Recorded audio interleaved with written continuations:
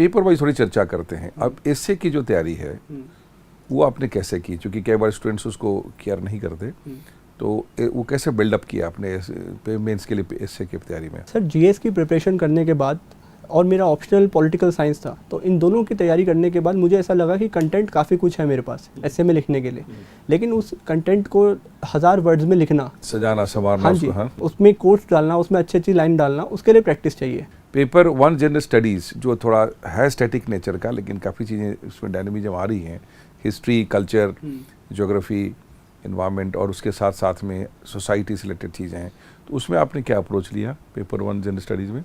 Sir मेरे हिसाब से काफ़ी स्टैटिक पेपर है और इसमें नंबर हमें स्कोर करना चाहिए, लेकिन चूंकि इसमें कंटेंट बहुत ज़्यादा है, हिस्ट्री भी है, ज्योग्राफी भी है, तो कई बार हमें बहुत दिक्कत होती है पढ़ने में। इसका सबसे बढ़िया तरीका यही है कि नंबर ऑफ बुक्स मिनिमम होनी चाहिए इसकी तैयारी के लिए।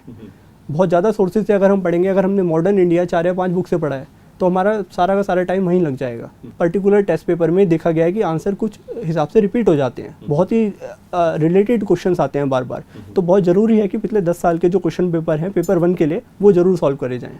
पेपर 2 जो Indian polity, governance, constitution, international, इतनी सारी चीज़ें एक साथ हैं इसमें, तो इसके बारे में आप समझाएं कि क्या अप्रोच था आपका? सर पेपर 2 में एक चीज़ बहुत ज़रूरी है कि हम उसका सिलेबस देखें पहले, उसमें क्या है, उसमें स्पेशल लिखा हुआ है, जैसे आरपीए एक्ट के बारे में बात है उसमें, तो आपको डायरेक्ट टॉपिक वाइज सिलेबस उठाना है और उनको अपनी रेफरेंस बुक से स्टार्ट करना है, चाहे वो एनसीईआरटी हो, पॉलिटिकल है लक्ष्मीकांत हो, इन सबसे आप मटेरियल लीजिए। और इस पेपर में एक बहुत चीज़ ज़रूरी है, क्योंकि पॉलिटिक्स में रोज़ाना नई नई डेवलपमेंट होती हैं, तो न्यू डेवलपमेंट्स के बारे में आपको आइडिया हो, क्वेश्चंस उसी से रिलेटेड आएगा। And where is focus on international relation का के बारे में आपकी क्या सोच है, कहाँ स्टूडेंट को फोकस होना चाहिए? Sir international relation purely dynamic topic है, जो लेटेस्ट न्यूज़ में चल रहा है आपको वो पढ़ना चाहिए, और आपको ये समझना चाहिए कि इससे हमारे ऊपर या हमारे देश के ऊपर क्या फ़र्क पड़ेगा। हिमांशु, पेपर 3 के बारे में थोड़ा चर्चा करते हैं, जनरल स्टडीज़ का, जो science tech, economic impact, disaster management, ऐसे तरह के टॉपिक हैं, तो इसके बारे में आपने कोई स्पेसिफिक बुक से पढ़ाई की या सिर्फ अखबार और कुछ गवर्नमेंट साइट, इस पे ध्यान दिया, कैसे किया आपने इसको? सर पेपर 3 में बहुत सारे छोटे छोटे सब्जेक्ट्स हैं, इन सबको कवर करने के लिए कोई एक सोर्स तो नहीं है हमारे पास, इसलिए काफ़ी सारे different sources starting from NCERT to reference book मैंने रेफ़र करे।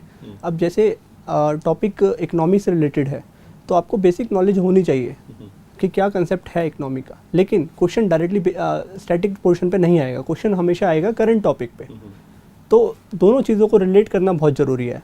अगेन एक टॉपिक है डिज़ास्टर मैनेजमेंट, उसके लिए कोई और सोर्स से रेफर करने से अच्छा है कि आप इंटरनेट पे वो पूरा सोर्स पढ़ें। पेपर 4 जनरल स्टडीज़ का एथिक्स, इंटीग्रिटी, एप्टीट्यूड, ये थोड़ा अलग हट करके पेपर है, कोई बहुत बुकिश नॉलेज भी इसमें नहीं चाहिए, लेकिन सबसे पहले हम डिस्कस करते हैं कि इसमें एग्जामिनर देखना क्या चाहता है। आपकी क्या सोच है इसमें, क्या टेस्ट कर रहा है एग्जामिनर इसमें? सर ये बहुत बड़ी विडम्बना है कि एथिक्स का पेपर, जो हम जिस जॉब में जा रहे हैं वो एथिकल जॉब है, फिर भी एस्पिरेंट्स को ये पर्टिकुलर पेपर बहुत टफ लगता है, जो कि नहीं लगना चाहिए, जो सिर्फ आपसे वो पूछ रहा है कि सही क्या है और गलत क्या है। अगर आपको इसके लिए फिर भी आपको ज़रूरत है इसके लिए पढ़ने की, तो मार्केट में बुक्स अवेलेबल हैं। इसमें है क्या सर कि आप अपने क्वालिटी ऑफ आंसर्स को इम्प्रूव कर सकते हैं। अगर आप कहीं महात्मा गांधी जी के प्रिंसिपल्स की बात करें, अम्बेडकर के प्रिंसिपल्स की बात करें, इन सब बड़ी पर्सनैलिटीज़ के प्रिंसिपल्स आपको पढ़ने पड़ेंगे और आप वो इन आंसर्स पे डाल सकते हैं। साथ साथ जो सिचुएशन बेस्ड क्वेश्चंस हैं, वहाँ आपको अपना दिमाग चलाना है, जिससे किसी का भी नुकसान ना हो, सबको साथ लेके चलें और देश हित में क्या हो सकता है वो सोचें हमेशा हर सिचुएशन में। वही इस पेपर का कंटेंट होगा।